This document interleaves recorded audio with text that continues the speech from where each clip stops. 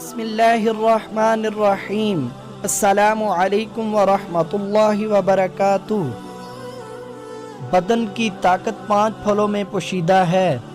Number 1, भैंस के दूध के साथ केला इस्तेमाल करें। नंबर 2, अनार का जूस दिन में 3 बार पिएं।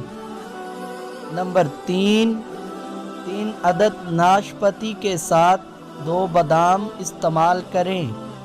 नंबर 4, रात को सोने से पहले थोड़ा खाएं और सेब का सिरका सुबह उठते निहार मुंह इस्तेमाल करें। नंबर 5, अमरूद का इस्तेमाल दिन में 3 बार करें। इंशाअल्लाह फ़ायदा होगा। मज़ीद इस तरह की वीडियो देखने के लिए हमारा चैनल अलर्ट पाकिस्तान सब्सक्राइब करें। शुक्रिया।